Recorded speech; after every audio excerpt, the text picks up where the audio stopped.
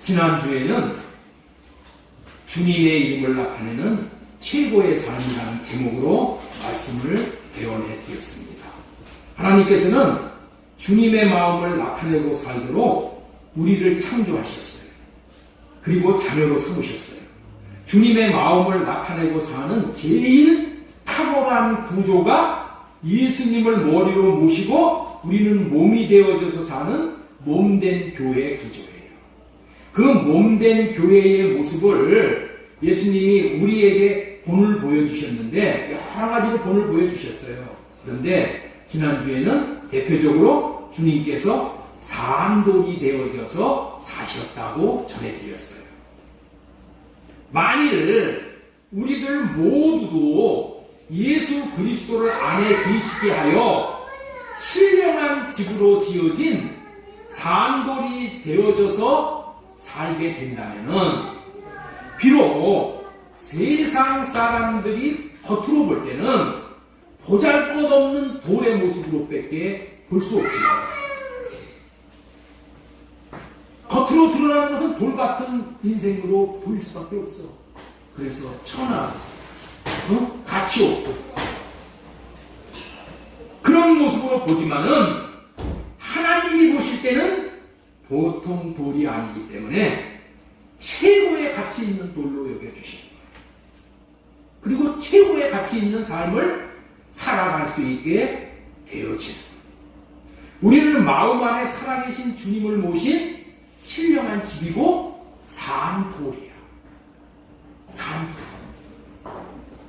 우리 예수님이 산돌로 오셔서 우리를 산돌되게 이미 하셨어. 그렇기 때문에 우리들의 남은 생에는 몸된 교회 구조인 신령한 집인 산돌이 되어져서 산돌이신 주님과 같이 마음 안에 계신 하나님을 나타내는 최고의 삶을 살 수 있기를 소망을 드렸습니다. 이 소망을 품고 살아가시기 바랍니다. 보통 돌이 아니야. 여러분들 옆에 있는 분에게 한번 축복하시기 바랍니다. 당신은 돌인데 보통 돌이 아니야. 돌인데 보통 돌이 아닙니다. 예, 산돌이에요. 산돌입니다. 오늘은 제자를 삼는 세례, 물세례, 제자를 삼는 물세례는 이 제목으로 하나님의 말씀을 대언할 때 우리 모두 육신의 생각을 할례받고 성령으로 말미암아 들으면은 정말 기가 막힌 그런 시간이 될 줄로 믿습니다. 옛 어른들은 집에서 아이들의 울음소리가 들리지 않는 것을 보면은 가문이 쇠퇴해지는 것을 보고 아주 마음 아프게 생각하고 그 생명이 번창하기를 위해서 노력을 했어요. 가문이 청대해지기를 위해서 노력을 했단 말이에요. 우리 하나님의 마음도 하나님의 마음으로 사는 자손들이 산돌로 사는 자손들이 번창하게 되는 거야. 이게 하나님의 마음. 그래서 생육하고 번창하도록 축복을 하셨어요. 우리 교회에 대해 감사한 이유 중에 하나는 우리 청소년 교회가 돼서 그렇지만은 교인의 평균 연령이 낮은 교회예요. 요즘 새 생명을 많이 주셔서 낮은데 더욱 평균 연령이 낮아진 교회가 됐어요. 참으로 감사한 일이고 소망이 있다는 증거인 줄로 믿습니다. 그러나 감사한 것으로 그칠 것이 아니라 우리들에게 생명의 기업으로 맡긴 영혼들을 하나님의 마음에 합당하게 잘 키워야 한다는 무한한 책임감을 가져야 되는 거예요. 다음 주에 유아 세례를 베풀 예정이 있기 때문에 오늘은 유아 세례에 담긴 깊은 의미를 전해드리므로 먼저 부모님들 자신이 어떠한 사람이 되어야 하고 또 하나님이 맡겨주신 자녀들을 어떻게 키워야 할지를 배우며 함께 은혜를 나누고자 제자를 삼는 세례라는 제목으로 하나님의 말씀을 배언하도록 하겠습니다. 이 본래 세례는 구원을 받았다는 표시로 주는 것이야. 구원을 받았다는 표시로 주는 것이기 때문에 예수님을 주와 임금으로 믿는 본인의 신앙 고백이 정확할 때에 세례를 주는 것이 원칙이야. 그런데 유아들은 자신의 신앙 고백을 할 수가 없어. 그래서 어떤 교파에서는 신앙 고백도 못하는 유아들에게 무슨 세례를 주느냐고 유아 세례를 거부하는 그러한 단체들, 그러한 교파들이 있는 것도 사실이에요. 그러나 우리 교회가 속해 있는 개혁주의 교회 장로교회에서는 부모의 믿음과 신앙의 열심이 자녀들을 반드시 구원에 이르게 할 수 있다고 여기기 때문에 부모의 믿음을 보고 유아 세례를 베풀어 주는 것입니다. 성경 곳곳에서도 알려주듯이 하나님께서도 부모가 믿음으로 자녀를 양육하겠다는 마음을 기쁘게 여기시는 거예요. 그래서 그 자녀들을 또 구원해 주시기를 기뻐하신다는 것을 여러분들은 믿으셔야 돼요. 그래서 아이들 자신이 스스로 신앙을 고백함으로 입교를 할 때까지 믿음 안에서 기도로 그리고 행함의 본을 보임으로 신앙 고백이 확실한 자녀로 잘 키우겠다는 서약이 함께 있었을 때에, 부모의 서약이 있었을 때에 아이에게 유아 세례를 주는 거예요. 정리하면은 한마디로 유아 세례는 부모님의 믿음을 보고 이미 구원받았다고 여기고 유아들에게 세례를 주는 거예요. 자기 자녀를 믿음을 가지고 말씀대로 아이들을 양육하겠다는 하나님 앞에서 하는 약속을 보고 유아 세례를 준다는 것을 기억해야 하는 거야. 이 얼마나 엄청난 은혜예요. 이것이. 응? 내 신앙을 보고 내 믿음을 보고 내 자녀를 하나님께서 구원해 주시겠대. 여러분들 이게 얼마나 엄청난 은혜야. 이거보다 더 은혜가 어디 있어요. 이런 은혜를 베푸시는 이 하나님이 베푸시는 것이 이것이 유아 세례라는 거야. 이 유아 세례. 이토록 부모님들의 신앙이 자녀들의 구원에 얼마나 중요한지를 일깨워 주는 것이 유아 세례이기 때문에 부모님들은 자녀들의 신앙을 위해 다 깨어 있어야 한다는 거예요. 다시 강조합니다. 부모님의 신앙은 그대로 자녀들에게 전수가 되어 자녀가 구원에 이르게 되는 거예요.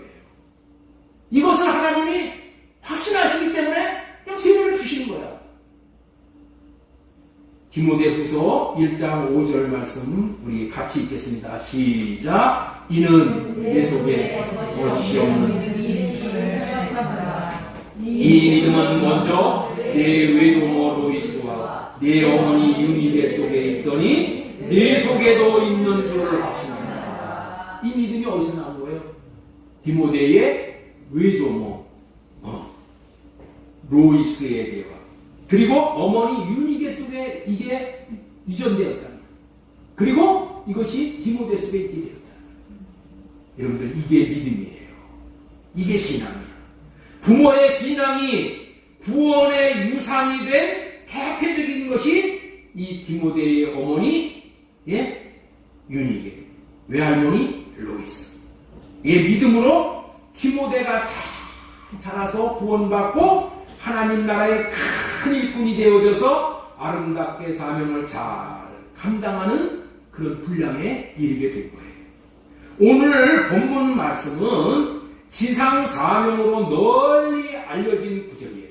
마태복음 28장 18절 예수님께서 나와 말씀하여 이르시되 하늘과 땅의 모든 권세를 내게 주셨으니 그러므로 너희는 가서 모든 민족을 제자로 삼아 세례를 베풀고 이렇게 되어 있고, 이 명령은 하늘과 땅의 모든 권세를 가지고 구원을 주시는 주님께서, 우리 주님은 뭐를 가지고 계시다고요? 하늘과 땅의 모든 권세를 가지고 계시오. 그런데 모든 권세 중에 여러분들 최고의 권세가 뭐야? 우리에게 구원을 주시는 권세야.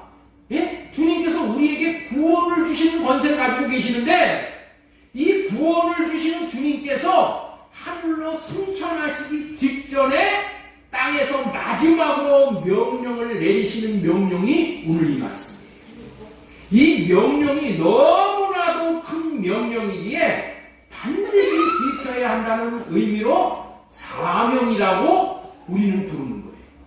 그리고 또 이 땅에서 반드시 지켜야 할 사명이기 때문에 지상 사명 이렇게 부르고 있는 거예요. 그렇다면 지상 사명의 이 콘텐츠, 이 지상 사명의 내용이 무엇입니까? 가서 모든 민족을 제자로 삼아 세례를 베풀고 구원받도록 하라고 하시는 거예요. 이 명령이 얼마나 중요한 명령인가 하면은 삼위 하나님이신 성부 하나님, 아버지 하나님, 아들 하나님, 성령 하나님의 이름이 여기서 동원이 되는 거야. 성부 하나님, 성자 하나님, 성령 하나님의 이름으로 세례를 베풀라고 하시는 거예요.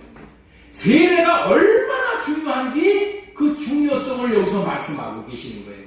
얼마나 중요하면은 성부, 성자, 성령 하나님의 이름이 다 동원되는 거야. 다 동원되어서 세례를 베풀라고 하시겠어요. 그런데 우리가 세례의 중요성을 거듭 새롭게 깨달아 알고 세례받는 일에 아주 마음을 다하고 힘을 써야 할 줄로 믿습니다. 마태복음 28장 18절 다시 읽겠습니다. 예수님께 나와 말씀하여 이르시되 하늘과 땅의 모든 권세를 내게 주셨으니, 이 모든 권세가 뭐라고요? 구원받게 하시는 권세까지 받으셨다는 거예요. 네.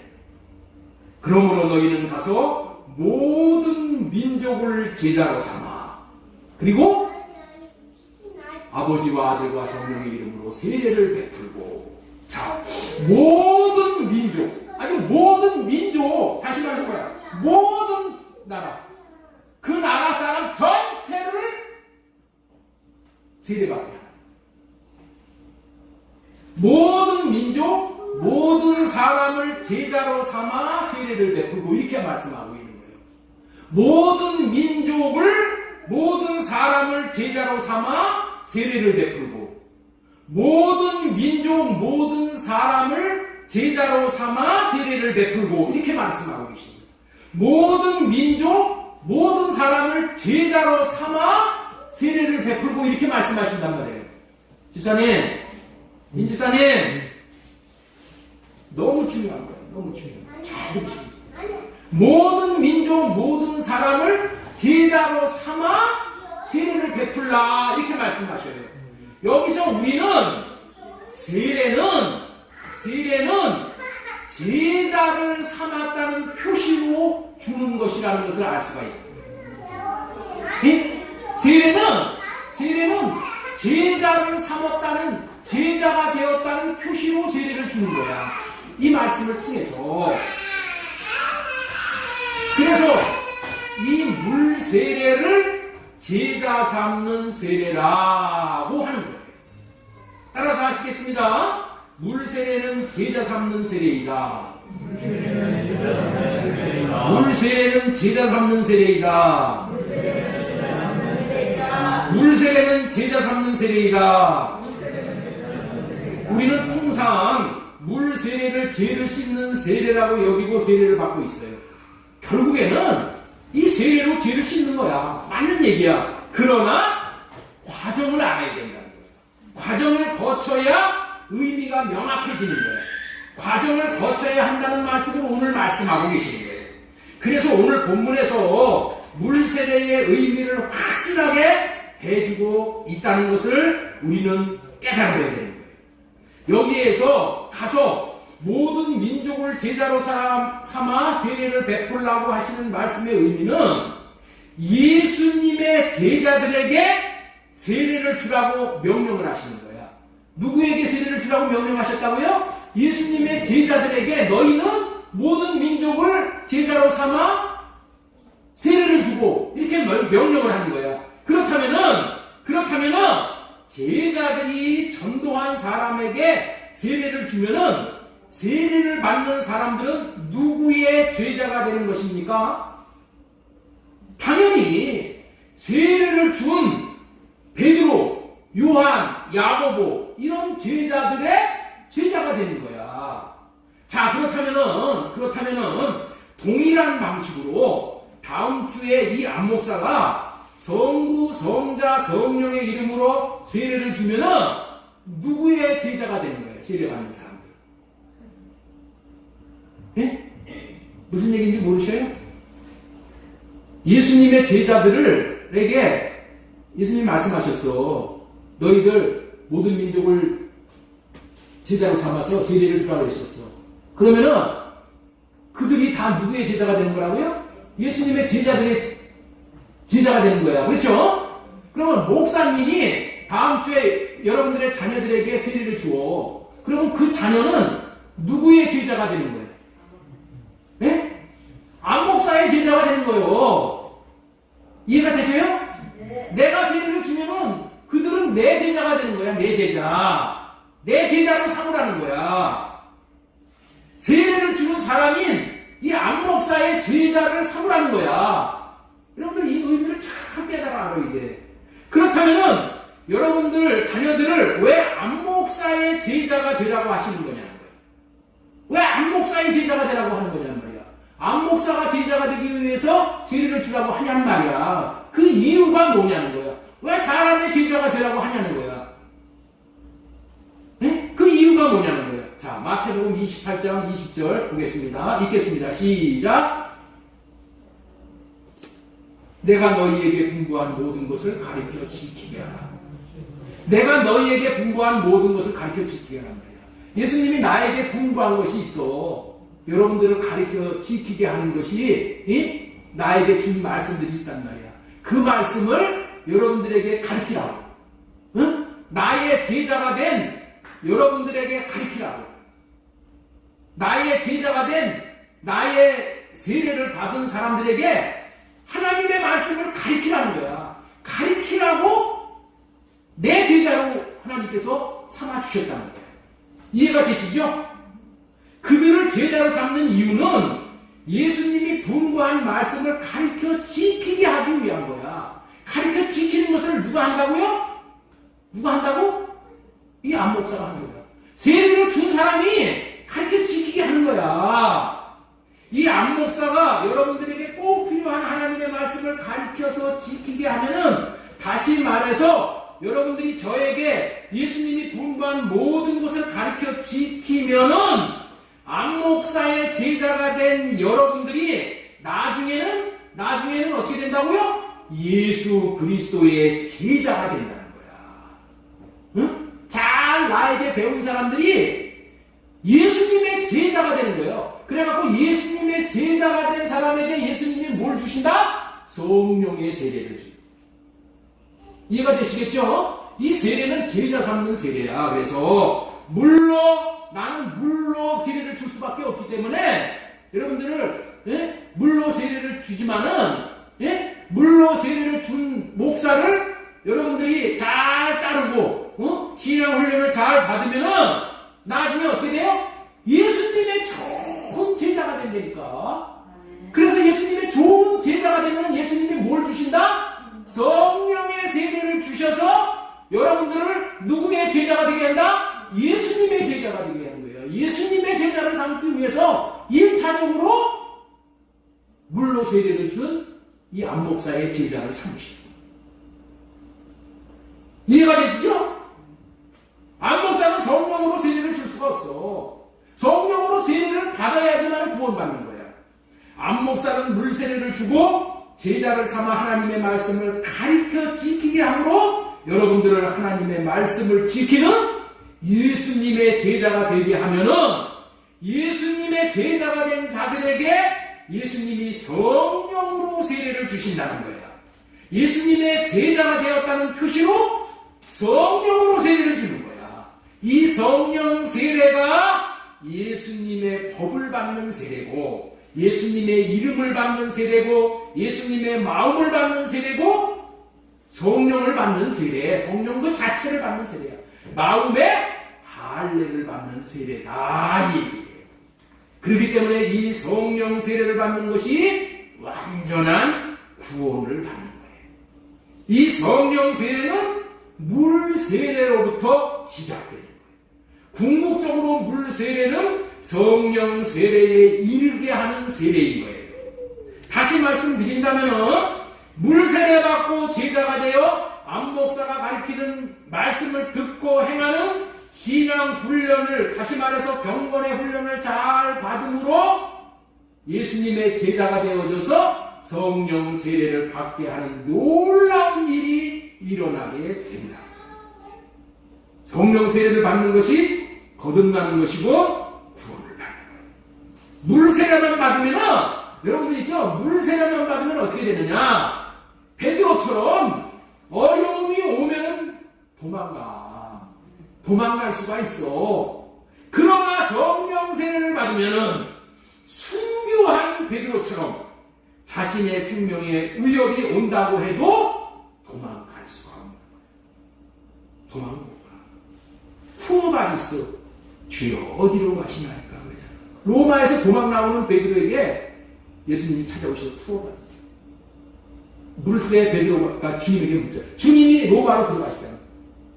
주여 어디로 가시나이까? 나는 내가 버리고 나온 그 영혼들을 살리기 위해서 내가 로마로 들어간다. 그래서 베드로가 다시 로마로 들어가자. 못 가. 예수님을 못 떠나. 배반할 수가 없어. 왜? 양심이 살아나게 돼. 물세례 받으면은 여러분들 있죠? 이렇게 양심이 살아나지 못해. 성령 세례를 받으면은 목에 칼이 들어와도 못 돌아. 이게 진짜 되기 신앙. 그렇기 때문에 물세례 받고 목사의 제자가 되어 신앙의 훈련은 경건의 훈련을 잘 받는 것이 너무나도 중요하다. 그렇기 때문에 다음 주에 이 세례를 받는 이 부모가 할 일이 무엇인지가 명확해지는 거예요. 부모님들은 유아 세례를 받는 어린 생명들이 앞으로 목사에게 신앙 훈련을 잘 받을 수 있도록 도와야 하는 거예요. 그렇게 할 때에 그 자녀가 예수님의 제자가 되므로 성령 세례를 받을 수 있고 성령을 따라 사는 최고의 인생이 되는 거예요. 그래서 첫 번째로 전해드리고자 하는 말씀은 이 어린 심령에게 첫 번째 대지 띄워주세요. 세례를 베푸는 목사님에 대한 좋은 이미지가 새겨지도록 해야 돼요. 예. 제자를 삼는 세례를 통해서 목사님의 제자가 된 자녀들을 좋은 제자가 되어 살 수 있도록 도와야 하는 것이 부모가 감당해야 할 중요한 사명이에요. 이것은 정말로 어릴 때에, 어리면 어릴수록 이것을 도와주어야 하는 거예요. 시기를 놓치면 안 돼. 이 시기를 놓치면 이 머리가 커지면은 안 돼. 여러분들의 자녀들이 이번 주에 유아 세례를 받는다고 여러분들의 유아가 계속 유아 상태로 머물러 있는 것이 아닙니다. 금방 말을 하고 금방 뛰고 달려다니는 거예요. 어린 시절부터 부모님들은 어떤 마음으로 자기 유아를 키우는 것이 옳은 것인지를 헤아리고 준비하고 기도하고 실행해야 하는 거예요. 답은 여러분들 있죠? 답은 명확하게 되는 거예요. 어떻게 해야 되느냐? 목사님에 대한 좋은 이미지를 갖게 하는 거야. 예? 목사님에 대한 세례를 준 목사님, 예? 멘토가 된 목사야, 과거의 이미지가 좋은 이미지를 갖게 해야 돼. 그래야 예수님의 제자가 될 수 있다. 목사와 관계가 좋지 않으면 절대로 자녀들이 예수님의 좋은 제자가 될 수 없습니다. 이 어린 시절을 놓치면은 후에 막급한 일이 벌어지게 되는 거예요. 제가 옛날에 어렸을 때에 신앙생활을 할 때에 장로 집안에서 깡패가 난다라는 말이 있었어요. 장로 집안에서 깡패가 난다. 이런 말이 있었어요. 왜 이렇게 깡패가 장로 집안에서 생기냐? 여러분들, 장로님은 교회의 사정을 너무나도 잘 아는 분이에요. 그리고 목사님을 너무나도 잘 아는 거예요. 같이 목사님하고 대화를 많이 하니까. 네? 그런데 목사도 인간이기 때문에 인간 냄새를 풍길 때가 있는 거예요. 인간 냄새를 풍기는 것은 모를 때는 차라리 좋았을 텐데, 목사하고 가까이 교회 안에 깊이 들어와 보니까 뭐야? 인간 냄새가 그냥 썩는 냄새가 나는 거야. 그래서 어떻게 되냐? 그래서 집에 와서 밥을 먹을 때에 밥상머리에 앉아가지고 우리 목사가 이렇게 잘못됐고 저렇게 잘못됐고, 자녀들이 듣는 자리에서 매일 목사와 교회에 대한 불평, 불만을 하는 거예요. 그리고 판단을 하고 정죄를 하고 심하면 욕까지 하는 거예요. 그러면은 그 말을 듣는 자녀들이 그 교회 담임 목사들을 존경할 수가 없는 거예요. 그리고 하나님의 말씀을 배울 수가 없는 거예요. 그리고 마음속에서 설교를 하는 목사 앉아가지고 뭐라고 해? 목사, 저것도 목사라고. 겉다르고 속다르고. 강대상에서는 그럴싸한 말을 하고, 뒤에서는 세상 말로 호박씨 까는 목사. 그런 의식이 쌓이게 돼요. 그렇게 되면은 비극이 시작되는 거예요. 그 결과로 목사님이 설교를 하면서 말씀대로 순종하고 좋은 사람 되어라, 하나님의 말씀에 순종하라, 그런 권면을 드리면 어떻게 돼? 너나 잘해라. 이렇게 돼요. 우리 목사님 이중인격자예요. 우리 목사님 속 다르고 겉 다른 사람이에요. 자기는 그렇게 살아? 그러면서 왜 나한테 그런 얘기해? 목사님의 말씀을 기쁨으로 들어.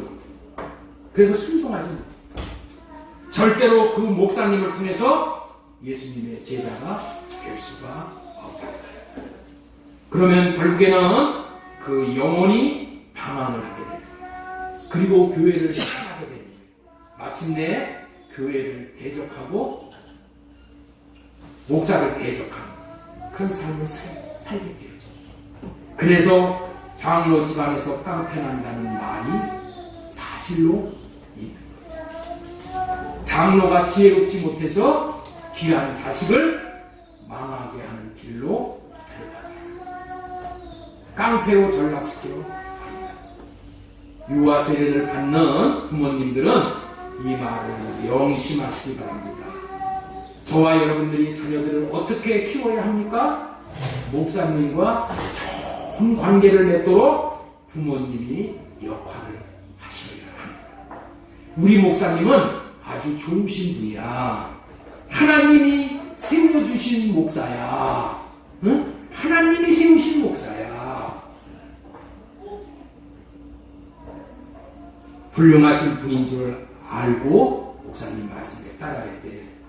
너를 사랑하시고 너를 최고로 좋은 길로 인도하시는 분이 목사님이야. 이렇게 가르쳐야 된단 말이야. 그리고 네 영혼을 위해서 기도하시고 깨어서 기도하시는, 수고해 주시는 이 세상에 하나밖에 없는 분이 바로 목사님이야.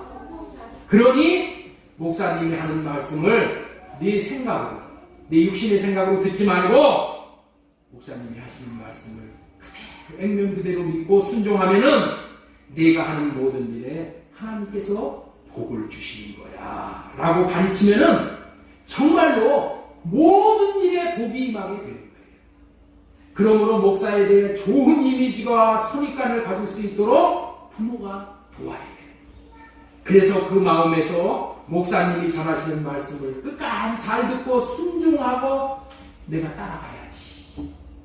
그런 마음이 생길 수 있도록, 그런 마음이 생길 수 있도록 도와야 해. 이렇게 가르치면서 목사님의 자원하는 제자가 되도록 도와야 하는 거예요. 그리고 설사 목사님이 잘못을 하여 목사님에 대한 헌담이나 불평하는 말이 들려올 때도 아니야, 우리 목사님은 그런 분이 아니야, 그럴 리가 없어, 그렇게 여기고 더 나아가 그런 말로 험담하는 사람들에게도 아니, 예? 설사 목사님이 잘못을 실제로 했다 할지라도 에이, 목사님도 약한 인간인데 목사님이 하나님이냐? 예? 목사님에게 하나님을 기대하면 되냐? 하고 목사님의 그러한 연약함을 덮어줄 줄 아는 방패막이가 될 수 있는 그런 인격으로 성장할 수 있으면은 그 자녀는 반드시 그 목사님을 통해서 신앙훈련을 잘 받게 됨으로 말미암아 예수님의 좋은 제자가 될 수 있다. 예수님의 좋은 제자가 돼야 성령 세례를 받아 이름을 받는 거예요. 제가 예배가 끝나고 영혼들에게 기도를 마음을 다해서 해주는 이유도 이 중 한 가지야. 이 중 한 가지. 목사님하고의 이 관계성을 좋게 하기 위해서. 목사에 대한 좋은 인상이 있으면은 결코 신앙을 버리는 일이 없는 거예요. 그런데 이렇게 좋은 이 레포를 갖도록 여기 나오죠. 좋은 레포를 갖도록 한 이 좋은 이 관계, 이걸 갖다 레포라고 하죠. 레포. 마음의 레포가 형성이 되어야 된다죠. 레포트야, 레포트 형성. 레포를 갖도록 하는 일은 쉬운 일이 아니야. 레포를 갖도록 하는 일이 어떤 일이 아니라고요? 예? 쉬운 일이 아니야. 쉬운 일이 아니라니까. 자, 우리 마태복음 3장 11절 왜 쉬운 일이 아닌지가 나와 있어. 자, 우리 한번 11장 보겠습니다. 자, 시작. 나는 너희로 회개하게 하기 위하여 물로 세례를 베풀거니와. 이렇게 되어 있어요. 물 세례를 받는 이유와 목적이 무엇인지를 밝히 말씀해 주는 구절이잖아요. 요한이 물 세례를 베푸는 이유가 뭐라고요? 물 세례를 베풀어가지고 제자를 삼는 이유가 뭐라고요? 회개하게 하기 위해서. 회개하게 하기 위해서라고 분명히 밝히는 거예요. 여러분들 있죠? 여러분의 자녀를 저의 제자로 삼는 것은 왜 제자로 삼는다고요? 목사님의 말씀을 통해서 뭐 하라고? 회개시키기 위해서. 회개시키기 위해서 제자로 삼는다는 거야. 여러분들 물세례의 목적이 회개하기 위해서 주는 세례인데 우리들은 잘못한 것을 깨닫고 돌이키는 회개. 이게 잘 안 되잖아요. 회개하는 삶을 살도록 제자가 되어서 이렇게 잘못을 지적받고 고치고 배워야 하는 거야. 이게 제자 훈련이야. 이게 신앙생활의 전부라니까.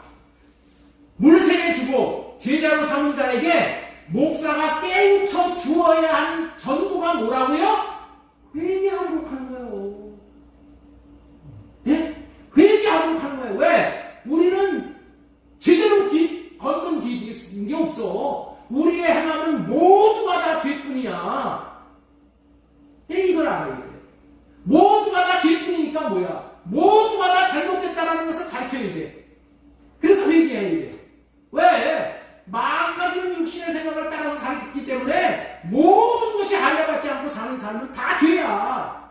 그래서 어떻게 돼? 회개하게 하기 위하여 물로 세례를 베푼대. 회개하게 가르치기 위해서 제자로 삼는데, 예? 회개하게 하기 위해서는 잘못한 것이 무엇인지를 깨우쳐 주어야 하잖아요. 그런데 잘못을 지적해주고 깨우쳐 주는 일이 쉬운 일이 아니라는 거예요. 목사가 이 일을 감당하려면은 여러분들 있죠? 듣기 좋은 말만 할 수가 없잖아요. 잘못을 지적하고 일깨워 주어야 하는데 이렇게 하면 싫어한다니까. 싫어해. 여러분들 뭐 잘못했다는 거 당장 벌써 안식이 바뀐다니까. 얼굴에 다 나타나. 싫어하는 표정이. 예? 잘해주고 인정해주고 칭찬해주고 베풀어주고 그러면 좋아가지고 그런 교회는 잘한다 당신 저기 생각대로 될 것입니다. 꿈꾸는 대로 될 것입니다. 큰 꿈을 가지십시오. 이런 소리를 하면 좋아해서 그런 교회는 많이 모여. 그런데 달래 받으시오. 당신 회개하시오. 예? 지옥 갑니다. 이런 얘기를 하면 썰렁한 거예요. 그런데 오늘 제자로 삼는 이유가 뭐라고요? 회개하게 하기 위해. 세례를 주는 이유가 회개하기 위해서라는 거야.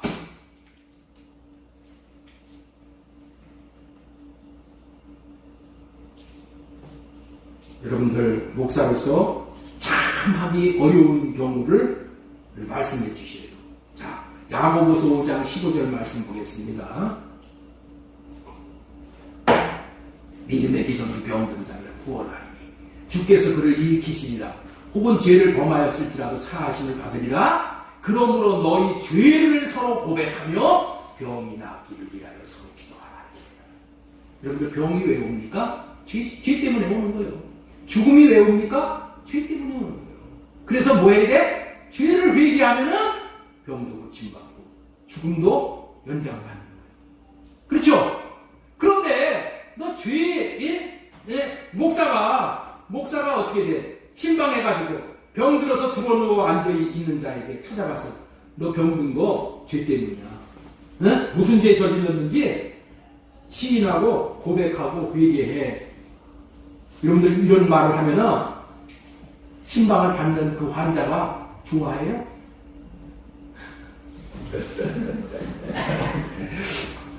그러나 그 목사도 마음은 뭐 좋아하지 않으니까 좋은 말만 하고 싶은 거야.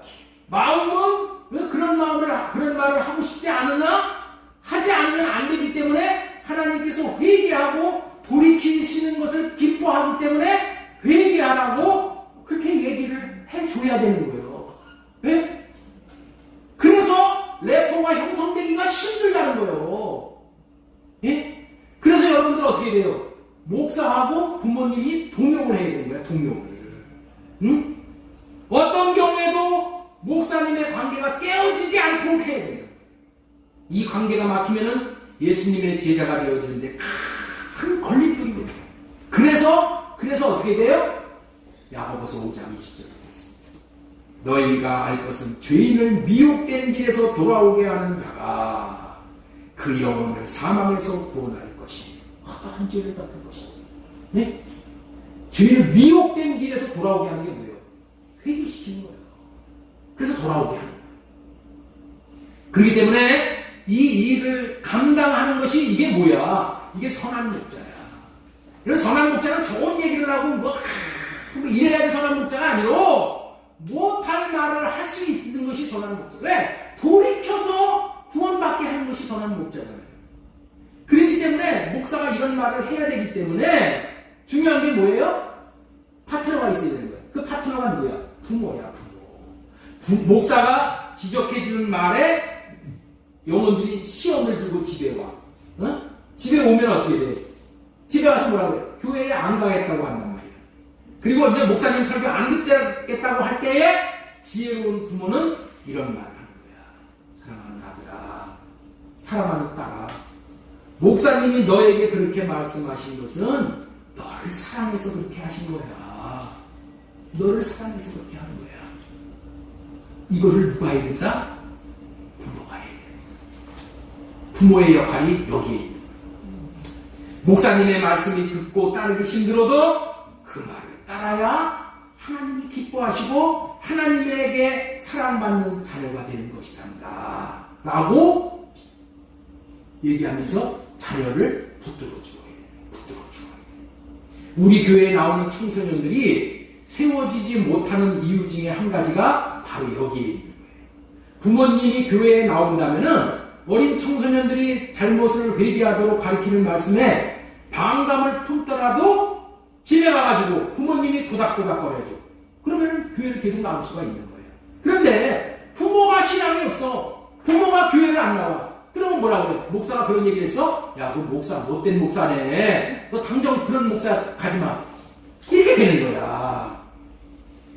그렇기 때문에 목사님에 대해서 좋은 이미지를 가질 수 있도록 부모의 역할이 너무도 중요하고, 듣기 좋은 말을 할 때도 관계가 좋아야 하지만 듣기 싫은 회개하라는 말을 할 때, 고치라는 말을 할 때 좋은 관계를 유지할 수 있는 자녀가 되도록 목사님에게 신앙 훈련을 받는 자녀가 될 수 있도록 부모가 도와줘야 돼요.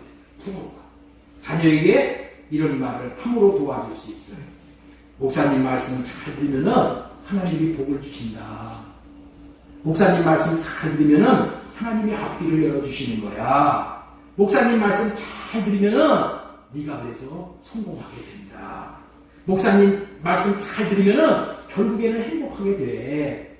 목사님 말씀 잘 들으면은 결국에는 이 땅에서도 천국 누리고 또 마침내 천국 가게 된다. 이렇게 해야 돼. 이번에 자녀들이 유아 세례를 받을 때만은 내 자녀를 말씀을 가르치는 목사님과 교사들과 좋은 관계를 맺도록 하는데, 내가 온 마음을 드리겠다라는 그런 결단을 하시고 결단대로 사실 수 있는 우리 모든 부모님들 되시기를 예수님의 이름으로 축복합니다. 예, 지금까지는 제자를 삼는 세례, 첫 번째 세례를 베푸는 목사님에 대한 좋은 이미지가 새겨지도록 해야 된다는 말씀을 전해드렸어요. 두 번째로 전해드린 말씀이 뭐냐? 자녀들을 하나님을 사랑하는 자로 세워야 한다. 하나님을 사랑할 수 있는 자로 키워야 돼. 성경은 한마디로 무엇을 말씀하시는가 하면은, 하나님을 사랑하면은 제일 잘한 것이고, 하나님을 사랑하지 못하면은 제일 못 산 삶이라는 것을 알려주는 거예요. 여러분들 이 말에 접수가 되십니까? 성경이 말하는 핵심은 뭐라고요? 하나님을 사랑하면 제일 잘 산 거야. 그런데 하나님을 사랑하지 못하면 제일 못 산 삶이라는 것을 알려주는 거예요. 성경이. 하나님께서 세례를 통해서 목사의 제자가 되도록 하시는 이유는 목사를 통해서 하나님을 사랑하는 법을, 그리고 이웃 사랑하는 법을 배워 사랑할 수 있도록 하시는 거예요. 이것이 제자가 배워야 하는 첫 번째. 자, 우리 요한복음 13장 34절 보겠습니다. 자, 보세요. 새 계명을 너희에게 주노니 서로 사랑하라. 내가 너희를 사랑한 것 같이 너희도 서로 사랑하라. 너희가 서로 사랑하면 이로써 모든 사람이 너희가 내 제자인 줄 알리라. 내 제자인 줄 알리라. 예수님의 제자인 줄 알리라. 이렇게 말씀을 하셔.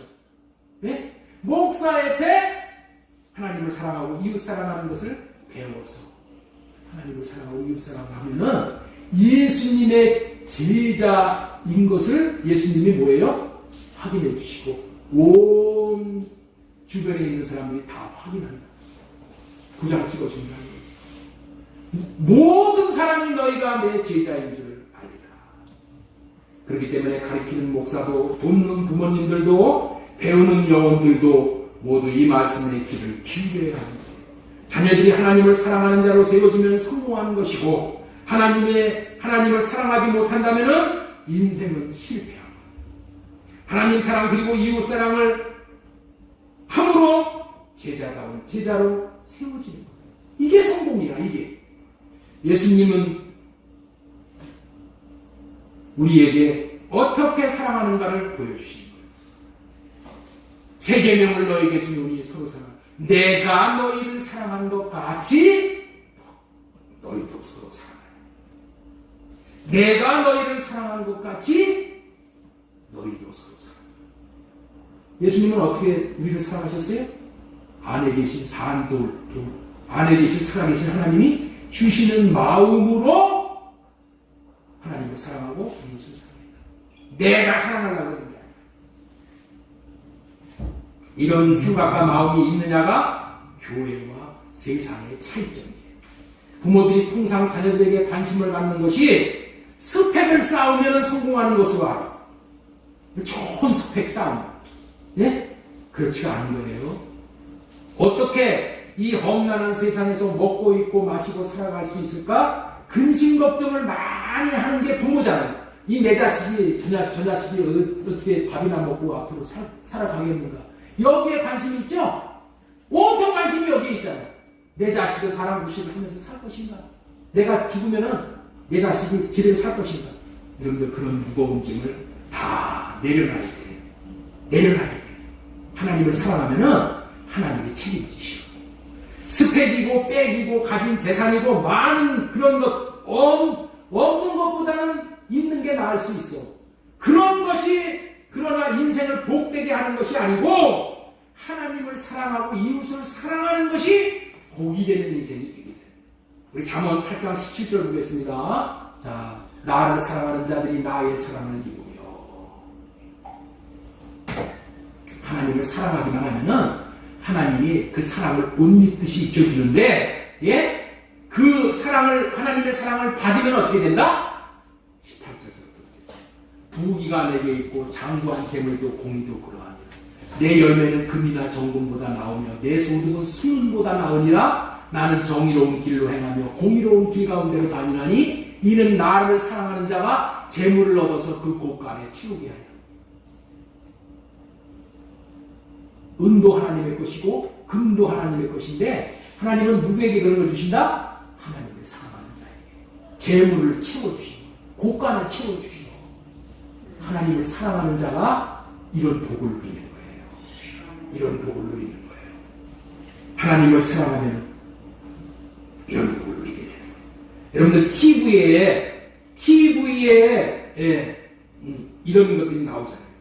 세상 사람들은 돈이 많아지는 것이, 권력이 많아지는 것이, 명예가 많아지는 것이 아름다운 인생을 사는 것이고 선하고 아름다운 것이라고 여기잖아요. 그래 안 그래요? 그래 안 그래? 돈 많은 것이 아름다웠고 선한 것이라고 여기잖아. TV에 나오는 것을 보면은 여러분들 TV 세트들 이렇게 보세요. 화려하고 거창한 아파트에 장식을 해놓고 그걸 다 보여주잖아. 이야 아름답구나. 나도 저렇게 돈 벌어서 저런 집 사가지고 저렇게 꾸미고 살아야지. 예? 그 열심히 돈 벌잖아. 그런데 하나님은 그런 삶이 아름다운 것이라고 우리에게 알려주시지는 않아. 그런 삶이 아름다운 것이라고 알려주시지 않고 어떤 삶이 선하고 아름다운 것이냐고 알려주냐. 시편 133편이에요. 보라, 형제가 연합하여 동거함이 어찌 그리 선하고 아름다워. 예? 형제가 연합하고 동거하는 것, 같이 사는 것이 어찌 그리 선하고 아름다운가 하고 여기서 어찌는 여기서 감탄사야. 감탄사. 네? 감탄사야. 우리의 인생을 놀라울 정도로 아름답게 하는 것이 연합이라는 거예요. 하나 되는 거예요. 그런데 연합할 수 있는 유일한 방법은 하나님이 주신 사랑의 마음, 그것만이 연합을 하게 하는 거예요. 같이 살 수 있는 유일한 방법도 하나님이 주신 사랑으로만, 하나님의 주신 사랑의 마음으로만 우리가 같이 살 수가 있다니까. 집에서 같이 산다고 하더라도 각자 각방 써. 마음이 없어. 하나 되는 마음이 없어. 대화가 없고. 응? 왜 그래? 연합하는 마음을 못 받았기 때문에. 하나님을 사랑하는 마음이 없기 때문에. 몸된 교회가 되어져서 머리에 주님을 모시고 지체들이 연합하여 한 몸이 되어져서 살면은 머리 대신 예수님이 성령을 부어주셔서 온 몸에 성령이 흘러내려 충만하게 흘러내려 사랑이 충만해져. 그러면 선하고 아름다운 인생이 된다. 머리에 있는 보배로운 기름이 수염 곧 아론의 수염에 흘려서 그 옷깃까지 내린 것 같다. 네? 머리에 있는 보배, 머리가 뭐예요? 예수님이야. 예수님으로 말미암아 부어주시는 이 사랑이 흘러내리는 거예요. 흘러내려. 이 머리서부터 이 옷을 적시고 이게 머리 발끝까지 적셔내려. 이게 아름답대. 이게 아름답대. 이거를 뭐라고 표현을 했냐면은 헐몬의 이슬이 시온에 내린 것 같다고 했어요. 여러분들 헐몬은 뭐냐면 헐몬산은 이스라엘의 가장 북쪽에 있는 산이야. 가장 북쪽에 높은 산이야. 그런데 그 헐몬에 이슬이 내지. 거기 왜 눈이 있기 때문에 눈이 있어서 그 이슬이 이슬이 녹아가지고 그것이 쭉 녹아내려서 어디까지 오느냐? 시온산까지 내려오는 거야. 시온산. 시온산은 무슨 산이냐? 하나님의 성전이 있는 산을 시온산이라고 해. 그래서 여러분들 시온의 영광을 볼 때 이렇게 얘기하잖아요. 이 시온산에 내린 것 같다고. 헐몬의 이슬이 시온산들에 내린다때. 이 시온산에 내린다는 것은 뭐냐? 머리 대신 예수님에게 내린다는 거예요. 교회에 내린다는 거예요. 사랑으로 연합해서 사는 삶은 하늘 하나님의 축복이 성전을 걸쳐서 내려오기 때문에 아름답다고 하는 거예요. 그렇기 때문에 복음, 하나님을 사랑하여 마음 성전에 내 마음에 집중하여 이 사는 사람. 지금은 구약시대는 보이는 건물이지만은 지금 성전이 어디 있어요? 내 마음에, 내 마음을 성전 삼고 시온의 성전이 내 마음에 있단 말이에요. 내 마음에서 평강을 주고 기쁨을 주고 주님의 마음을 주고 이렇게 한단 말이에요. 이것으로 말미암아 온갖 놀라운 축복이 임하는데 그 복의 결론이 뭐라고요? 영생이에요. 그래서 두말할 것도 없이 뭐예요? 하나님을 사랑하는 것이, 이웃을 사랑하는 것이 결국에는 뭐가 되는 거예요? 예수님의 제자가 되어졌어요. 성령 세례를 받음으로 인해서 영생의 복을 받게 되어져요. 이와 같은 삶이 아름다운 삶이지 세상의 부귀, 영화, 공명이 아름다운 것이 아니라는 가치관을 우리에게 심어줘요. 이것이 부모가, 목사가 본이 되어야 아이들이 세상 따라 살지 않고 말씀 따라 사는 인생이 됩니다. 마태복음 3장 7절에 보면은 하늘로부터 소리가 있어 말씀하실 때 이는 내 사랑하는 아들이여 내 기뻐하는 자라. 하늘에 계신 하나님이 사랑하시어 성전으로 내려오신 예수님에게 지금 임했다 이런 얘기예요. 예? 예수님이 세례받고 올라오실 때 이 말씀을 하시잖아요. 예? 하나님의 사랑이 뭐예요? 성전으로 올라오신 예수님에게 임하는 거예요. 하나님의 아들 되신 예수님에게 임하는 거예요. 그렇기 때문에 예수님을 머리로 모시고 예수님을 따라서 사는 삶만이 하나님이 기뻐하시는 삶이 되고 하나님의 사랑을 받는 그런 삶이 되어지는 거예요. 여러분들 이 말씀을 꼭 기억하시고 우리는 하나님을 사랑할 수 있는 자들로 자녀들을 키울 뿐만이 아니라 내가 그 본을 사랑해서 내가 그런 본을 보이고 살 수 있어야 된다는 것을 기억하시기 바랍니다. 마지막으로 세 번째로 전해드리고 싶은 말씀이 뭐냐? 우리는 하나님을 사랑하고 싶어도 사랑이 안 돼. 이게 문제고. 사랑이 안 돼. 그래서 하나님이 어떻게 돼요? 사랑하고 살 수 있도록 해주시겠다는 이 언약을 믿고 살도록 도와야 돼. 그래서 세 번째로 전해드린 말씀이 뭐라고요? 하나님을 사랑하게 해주시겠다는 언약을 믿고 살 수 있도록 도와야 된다. 그게 뭐예요? 내 하나님 할례 언약이죠.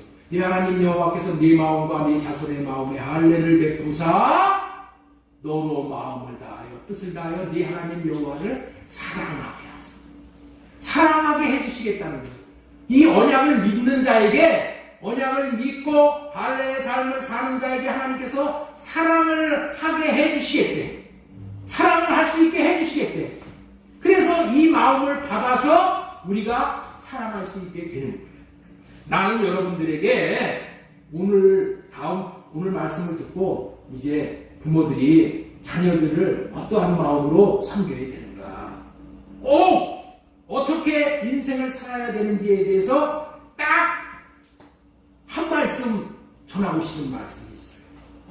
딱 한 말씀. 그게 뭐냐? 인생을 살 때 최소한 속지는 말고 살아야 된다. 인생을 살 때 최소한 어떻게 해야 된다고요? 속지는 말고 살아야 된다. 호인아, 인생을 살 때 어떻게 살아야 된다고? 속지는 말아야 돼. 속지는 말아야 돼. 인생이 왜 힘들고 곤고하고 더 나아가 비참하게 되어집니까? 속고 살기 때문에. 속아서 결혼하고, 속아서 일안에 빠지고, 속아서 사업에 망하고. 그리고 지금도 얼마나 지금 시끄럽습니까? 영끌족들 있잖아요, 영끌족. 영원이라도 다 끌어서, 그냥 빚을 내서라도 서울에 아파트 사야 된다. 그러면 한없이 오른다. 그래가지고 아파트 샀잖아요. 쏘가가지고. 그래갖고 지금 찬설이 맞고 있잖아요. 예? 매스컴도 여러분들 믿을 수가 없어요. 누구 말을 믿어? 다 신문에다가 돈 주고, 방송에다 돈 주고, 그래가지고 그런 거짓말 퍼뜨려가지고 사기만 해. 주식 투자도 마찬가지야. 다 유언비어 퍼뜨려가지고 더 많이 올라갈 것이다. 그렇게 다 소문 내가지고 다 속아가지고 인생을 비참하게 합니다. 세상은 지금 속이는 자가 지배를 하고 있는 거예요. 100번 자라가다가도 한 번 속으면 망하는 거예요. 우리를 속이기 위해 마귀가 우는 사자와 같이 삭길 자를 찾고 있다는 거예요. 마귀가 속이는 방법은 욕심의 생각을 주는 거예요. 오늘 일부 예배에서 그런 얘기를 했어요. 마귀가 찾아올 때 여러분들 있죠? 마귀가 뭐 뿔 달리고 눈도 우렁부렁부렁하고 그래가지고 뭐 무서운 모습으로 찾아온다고 여러분들 그렇게 배우고 있잖아요. 절대 그렇지 않아.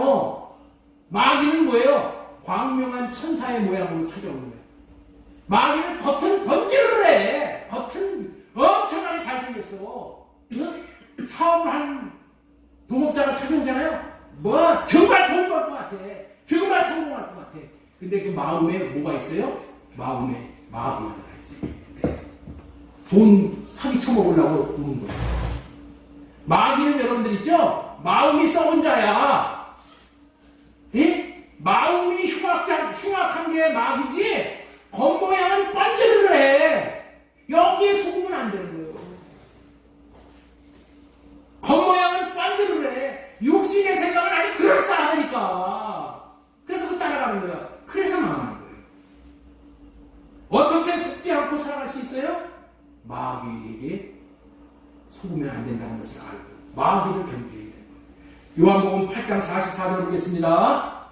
요한복음 8장 44절. 너희는 너희 아비 마귀에게서 났으니 너희 아비의 욕심대로 너희도 행하고자 하느니라. 이렇게 말씀하셨어요. 이는 그가 거짓말자니요 거짓의 아비가 되었습니다. 언약을 믿고 살면은 속지 않는 인생을 살 수 있어. 그런데 속지 않는 유일한 방법은 뭐냐? 언약을 믿는 거예요. 먼저 언약을 붙드는 거야. 그럼 마귀에게 미혹당하지 않아. 근데 언약을 믿지 않잖아요. 언약은 뭐예요? 진리야, 진리. 진리 하나님이 주신 말씀이야. 이거를 붙들면은, 예? 붙들면은 어떻게 돼요? 마귀가 속일 수 없어. 아무것도 안 붙으니까 마귀 붙드는 거예요.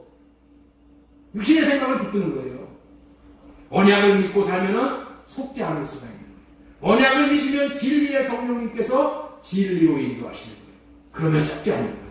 부모들이, 자녀들이 언약을 믿고 살게 되므로 진리를 따라 삶으로 하나님의 영광을 볼 수 있게 도와야 돼요.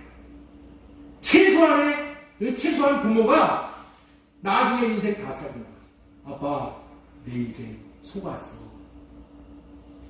이런 얘기를 아빠가 듣는다면은 그거보다 아빠의 마음이, 엄마의 마음이 가슴 터지는 게, 찢어지는 게 없는 거예요. 여러분들, 속았어라는 말 듣지 않기 위해서 어떻게 해야 돼요? 언약을 알려줘야 돼요. 언약을 가르쳐야 돼요. 언약을 붙들고 살 수 있게 돼야 돼요. 언약을 붙들고, 할례 언약을 붙들고, 새 언약을 붙들고, 예수님의 마음을 받아서 그 마음으로 살아가는 것. 그것이 내 인생을 복되게 하고 자녀의 인생을 복되게 하는 것. 이 언약을 믿고 사는 사람들은 말로만 믿는다 해서 되는 게 아니에요. 늘 진리의 영이신 성령님을 호흡해.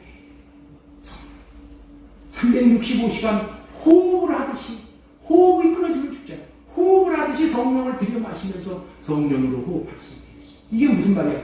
내가 성령으로 살게 해주시. 성령을 따라서 살게 해주세요.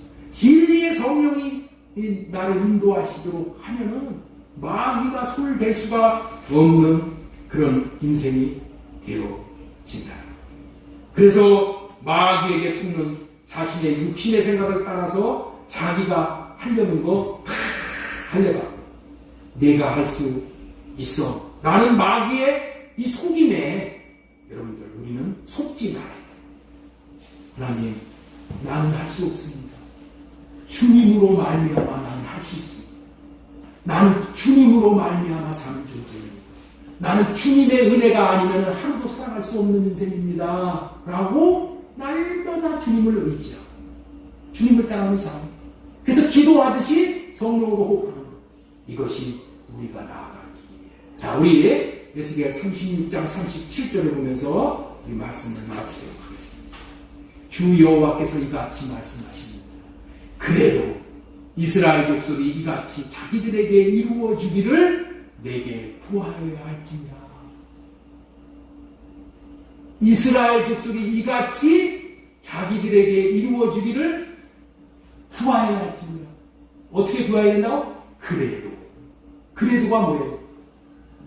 언약을 주셨어. 사랑하게 해주겠다는 언약을 주셨어.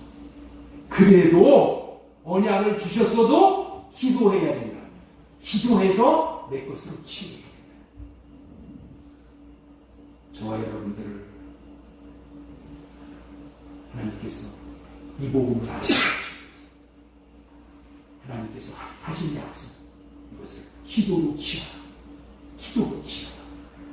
기도로 성령으로 호흡하면서 날마다 기도함으로 주님의 마음을 받았어. 주님의 마음을 나타내고 살 때 내 자녀들 예수 그리스도의 제자가 되어졌어. 좋은 제자가 되어졌어. 성령 세례받고 성령을 따라서 사는 최고의 인생이 되어질 줄로 믿습니다.